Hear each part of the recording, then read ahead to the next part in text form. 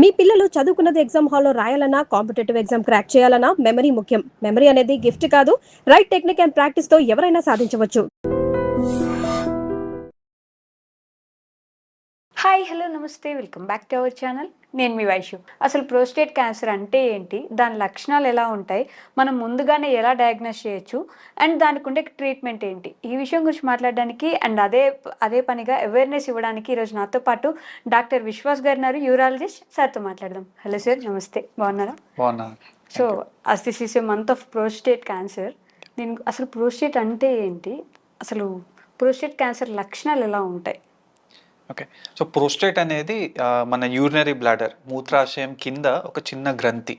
దీని పని ఏంటంటే మగవాళ్ళలో ఏదైతే వీర్యం ఉంటుందో దానికి న్యూట్రిషన్ అందించడము, దాంట్లో 30% లిక్విడ్ తయారు చేయడం ప్రోస్టేట్ పని. సో ప్రోస్టేట్ అనేది మగవారిలో మాత్రమే ఉంటుంది, మగవారిలోనే ఉంటుంది. సో మన ఏజ్ 20 to 30, 40 దాకా దీని సైజ్ అనేది 15 to 20 grams అంతే ఉంటుంది. మన ఏజ్ 40, 50 దాటేసరికి నిదానంగా ఏజ్ సరిగా పెరగడం స్టార్ట్ అవుతుంది. అంటే మామూలుగా అందరికీ ఉంటుంది, క్యాన్సర్ తో సంబంధం లేకుండా లేదు. ప్రోస్టేట్ అనేది ఒక గ్రంథి, మనకి ఎలాగ లివర్ అనేది, లంగ్స్ అనేది అందరికీ ఉంటుందో అలా మగవాళ్ళలో ప్రోస్టేట్ అనేది మాత్రం అందరికీ హెల్తీగా ఉంటుంది. మన ఏజ్ పెరగడం వల్ల జుట్టు తెల్లబడుతుందో అలాగే ఏజ్ పెరగడం వల్ల ప్రోస్టేట్ కూడా పెరగడం అంతే సహజం. ఇది ఏజ్ రిలేటెడ్ అనమాట. సో 50 దాటాక సైజ్ పెరగడం కొంచెం ఎక్కువ చూస్తుంటాము. కొంతమందికి సిమ్టమ్స్ వస్తుంది, కొంతమందికి రాదు. సో కొంతమందికి సిమ్టమ్స్ ఎలా ఉంటుందంటే ఈ ప్రోస్టేట్ పెరగడం వల్ల ఆ యూరిన్ దారిని నొక్కేస్తున్నాను అనమాట. ఆ నొక్కడం వల్ల మన ధార అనేది చిన్నగా వస్తుంది.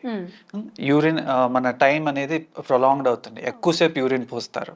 అండ్ యూరిన్ అనేది పూర్తిగా ఖాళీ అవ్వదు, కొంచెం మిగిలి ఉన్నట్టు అనిపిస్తుంది. ఆ మిగిలి ఉండడం వల్ల యూరిన్ పదే పదే వెళ్తారు. బ్లాడర్కి ఏమనిపిస్తుంది, ఇంకా యూరిన్ ఉండిపోయింది అని బ్రెయిన్కి సిగ్నల్ ఇవ్వడం వల్ల మళ్ళీ మళ్ళీ తరచుగా వెళ్తుంటారు. నైట్ టైం ఎక్కువగా వెళ్తూ ఉంటారు. ఇవి ప్రోస్టేట్ సమస్య, బీపీహెచ్ అంటాం, బినైన్ ప్రోస్టేటిక్ హైపర్ప్లేషియా. ఇది ఒక normal condition. It is different from prostate cancer. So మనం ఫస్ట్ నార్మల్ కండిషన్ మాట్లాడితే మనకి క్యాన్సర్ గురించి ఎలా మనం సెపరేట్ చేయొచ్చో మనం మాట్లాడుకోవచ్చు. నార్మల్ కండిషన్ ని బీపీహెచ్ అంటారు. Everyone can have it. చాలా మందికి నార్మల్ గా చూస్తుంటాం. 50 దాటగానే చాలా మంది నైట్ టైం లేస్తూ ఉంటారు అండ్ యూరిన్ తరచుగా వెళ్తూ ఉండడము, యూరిన్ ధార సన్నపడడం. వాళ్ళకి ఏమనిపిస్తుంది అంటే యూరిన్ ధార సన్నగా అవడం నార్మల్, ఈ ఏజ్ కి ఇలానే ఉంటుంది అని వాళ్ళు సహజంగా భావిస్తుంటారు. కాకపోతే దీనికి చాలా ట్రీట్మెంట్ ఆప్షన్స్ ఉన్నాయి, మనం ఈజీగా దీన్ని అరికట్టవచ్చు.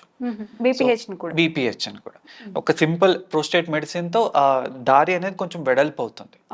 దాంతో చాలా మంది రిలీఫ్ పొందుతుంటారు.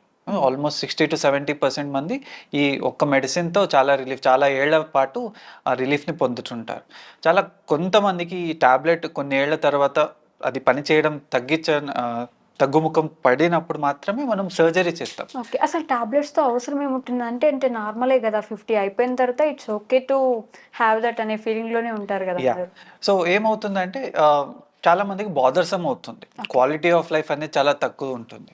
సో రోజంతా నార్మల్ మనిషి ఒక 5 నుంచి 6 సార్లు వెళ్తుంటారు. కాకపోతే ప్రోస్టేట్ సమస్య ఉండేవాళ్ళు 8 నుంచి 10 సార్లు దాకా వెళ్తూ ఉంటారు, గంటకి వెళ్తూ ఉంటారు.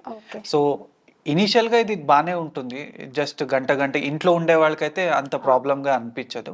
కాకపోతే గ్రాడ్యువల్గా ఏమవుతుంటే బ్లాడర్ కొన్ని నెలలు, కొన్ని సంవత్సరాల దాకా సహిస్తుంది. ఆ తర్వాత ఎక్కువ యూరిన్ ఉండడం వల్ల ప్రెషర్ అనేది కిడ్నీకి వెళ్తుంది. సో కిడ్నీకి వెళ్తే అప్పుడు అది డ్యామేజ్ అనేది ఇర్రివర్సిబుల్ అన్నమాట. సో అలాంటప్పుడు మనము ఏదైతే డ్యామేజ్ అప్పటిదాకా అయిందో అది మాత్రమే మనం ఆపగలుగుతాం, అంతే. సో బిఫోర్ ముందే ఇట్లా సో ఎప్పుడైతే ఇది ఇనీషియల్ స్టేజ్ లోనే ఎక్కువ బాదర్సం ఉన్నప్పుడే మనం టాబ్లెట్ కానీ సర్జరీ కానీ చేసేస్తే కిడ్నీ పైన ఎఫెక్ట్ మనం స్టాప్ చేయొచ్చు, ప్రివెంట్ చేయొచ్చు. క్వాలిటీ ఆఫ్ స్లీప్ కూడా ఉంటుంది. క్వాలిటీ ఆఫ్ లైఫ్ బాగుంటుంది. నైట్ టైం లేవకుండా ఉంటారు, పగలు కూడా యూరిన్ ఫ్రీగా వెళ్తారు. తమ యంగ్ ఏజ్ లో 20-30 years లో ఎలాగైతే ఫ్రీగా వెళ్తారో అలా ఈజీగా వెళ్తారు. ట్రీట్మెంట్ ఉండగా ఎందుకు అనవసరంగా సఫర్ అవ్వాలి అనేది ఇది. సో చాలా మందికి ఇది అవేర్నెస్ లేదు, బీపీహెచ్ కి ట్రీట్మెంట్ ఉందనేదే తెలియదు సగం. ఇది ప్రోస్టేట్ సమస్య అని కూడా తెలియదు, ప్రోస్టేట్ అనే గ్రంథి ఉంటుందని కూడా చాలా మందికి తెలియదు. సో అందుకని ఇది ఇది బీపీహెచ్ ఏదైతే ఉందో ప్రోస్టేట్ క్యాన్సర్ అనేది కూడా చాలా కామన్ గా చూస్తుంటాం. ఓకే. ఇప్పుడు ప్రపంచవ్యాప్తంగా రెండవ మోస్ట్ కామన్ క్యాన్సర్ అంటే ప్రోస్టేట్ క్యాన్సరే. ఓహ్! సో లంగ్ క్యాన్సర్ వల్ల ఏదైతే డెత్స్ అవుతుందో second most common cancer leading to deaths అనేది ప్రోస్టేట్ క్యాన్సర్ అన్నమాట. ఓకే. ఇది బట్ ఇంకా కూడా అవేర్‌నెస్ లేదు. ఎవరికి ప్రోస్టేట్ అంతేనే తెలియదు. సో ప్రోస్టేట్ క్యాన్సర్ అనేది చాలా మందికి అవగాహన లేదు. ఓకే. అందుకనే సెప్టెంబర్ అనేది prostate cancer awareness month. Okay. So దీనివల్ల మనం అవేర్నెస్ ఈ రోజుల్లో చాలా మందికి హెల్త్ చెకప్స్ చాలా ఫ్రీక్వెంట్ గా చేయిస్తున్నారు. అవును. అది ఒక మంచి ట్రెండ్ ఇండియాలో వచ్చింది. సో బ్లడ్ టెస్ట్లు కానీ ఇవన్నీ మాస్టర్ హెల్త్ చెకప్స్ కానీ మనకి అఫోర్డబుల్ రేంజ్ లో ఉన్నాయి కాబట్టి చాలా మంది తమ పేరెంట్స్ కి చేయిస్తున్నారు. అది మంచి ట్రెండ్ అన్నమాట. ఓకే. సో దాంట్లో కూడా పిఎస్ఏ అనేది ఇంక్లూడెడ్. ప్రోస్టేట్ స్పెసిఫిక్ యాంటీజెన్ అనే ఒక చిన్న బ్లడ్ టెస్ట్ ఉంటుంది. ఓకే. చాలా మాస్టర్ హెల్త్ చెకప్స్ లో ఇంక్లూడెడ్ ఉంటుంది.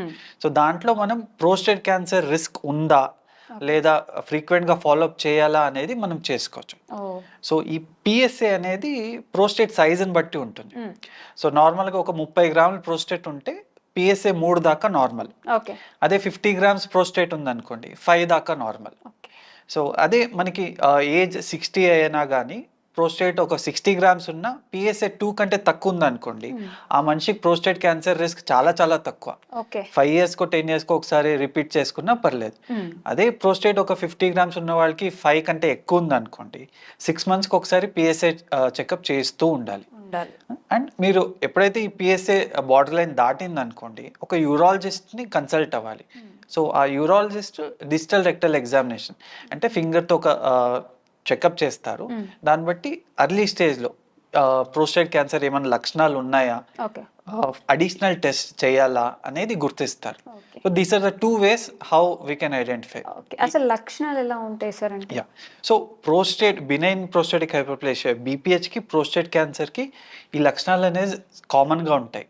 యూరిన్ ధార సన్నగా అవ్వడము, యూరిన్ పూర్తిగా ఖాళీ అవ్వకపోవడము, పదే పదే తరచుగా యూరిన్ వెళ్ళడము, నైట్ టైం లేవడం, ఇవి 2 కామన్ గా ఉంటాయి. కాకపోతే ప్రోస్టేట్ క్యాన్సర్లో కొంతమందికి యూరిన్లో బ్లడ్ రావడం కూడా చూస్తుంటాం. ఓకే, అదే బీపీఎస్లో కూడా యూరిన్లో బ్లడ్ రావడం చూస్తుంటాం. అది యూరిన్ ఇన్ఫెక్షన్ అయితే వస్తుంటే. కాకపోతే కొన్ని అడ్వాన్స్ స్టేజ్లో ప్రోస్టేట్ క్యాన్సర్లో వెయిట్ లాస్ రావడం లేదా వెన్నుముక్కలో పెయిన్ రావడము ఇవి చూస్తుంటాం. కాకపోతే అందాక వెళ్ళేక ముందే మనం డయాగ్నోస్ చేయాలి. కాబట్టి ఎవరైతే మగవారు 50 దాటారు అనుకుంటే వాళ్ళు పిఎస్ఏ అనే బ్లడ్ టెస్ట్ యూరాలజిస్ట్ ఒక కన్సల్ట్ చేయించుకుంటే మనం అర్లియస్ట్ స్టేజ్లో మనం దీన్ని డయాగ్నోస్ చేసుకోవచ్చు. ఓకే, బట్ ప్రోస్టేట్ క్యాన్సర్ అనగానే ఎవరికి అవగాహన ఉండదు కాబట్టి ఎక్కువ వాటర్ తాగుతున్నాను కదా అందుకే ఊరికే టాయిలెట్కి వెళ్తున్నానేమో అని కూడా అనుకోవచ్చు కదా, మరి అలాంటి వాళ్ళకి? యా, సో మీరు చెప్పింది కరెక్టే. వాటర్ ఎక్కువ తాగితే యూరిన్ అనేది ఎక్కువగా వస్తుంది. కాకపోతే కొంతమందికి వాయిడింగ్ LUTS అంటాం, అంటే యూరిన్ స్పీడ్ తగ్గడము, యూరిన్ లాంగ్ టైంలో చేయడము. మిగతా వాళ్ళు 1 నిమిషంలో పోసేస్తే వీళ్ళు 2 to 3 minutes దాకా నిదానంగా పోయడము అండ్ పూర్తిగా ఖాళీ అవ్వకపోవడము. ఈ సిమ్టమ్స్ ఉండే వాళ్ళకి ప్రోస్టేట్ పెరిగింది అని మనం భావిస్తాం. సో అలాంటప్పుడు 50 దాటాక పిఎస్ఏ అనే టెస్ట్ చేస్తే మనం క్యాన్సర్ రిస్క్ ఉందా లేదా తెలుసుకోవచ్చు. అండ్ కొంతమందికి జెనెటిక్ ప్రాబ్లం కూడా ఉంటుంది. వాళ్ళ ఫాదర్కి ఏమైనా ప్రోస్టేట్ క్యాన్సర్ ఉంది అనుకుంటే వాళ్ళ సిబ్లింగ్స్ లేదా బ్రదర్స్ ఫస్ట్ డిగ్రీ రిలేటివ్స్కి ప్రోస్టేట్ క్యాన్సర్ వచ్చే అవకాశాలు ఎక్కువగా ఉంటాయి. సో నార్మల్ పాపులేషన్కి మనం 50 yearsకి స్క్రీనింగ్ స్టార్ట్ చేస్తే ఎవరికైతే ఫ్యామిలీ హిస్టరీ ఉంటే వాళ్ళకి 5 years ముందే 45 years నుంచే మనం స్క్రీనింగ్ స్టార్ట్ చేయాల్సి వస్తుంది. ఓకే, అంటే ఫ్యామిలీ హిస్టరీ కొంచెం ఎక్కువ ఛాన్సెస్ ఉన్నాయి రావడానికి, ఎక్కువ ఉంటుంది కాబట్టి కొంచెం త్వరగానే వాళ్ళు స్క్రీనింగ్ పిఎస్ఏ టెస్ట్ అనేది ఇయర్లీ చేయించుకుంటూ ఉండాలి. ఓకే, ఏజ్ వాళ్ళకి ఇది మీరు చెప్తారంటే చేయించుకోవడం బెటర్ అని చెప్పి? 50 దాటాక అందరూ చేయించుకోవాలి. 70 దాకా మనం ఏ సిమ్టమ్స్ లేకున్నా కానీ చేయించుకోవచ్చు. 70 దాటాక సిమ్టమ్స్ ఉంటే చేయించుకోండి, లేకపోతే అవసరం లేదు. ఎందుకంటే ప్రోస్టేట్ క్యాన్సర్ అనేది 70 దాటాక ఇంకా ఎక్కువగా కామన్ గా ఉంటుంది. అది లో గ్రేడ్ కూడా ఉండొచ్చు.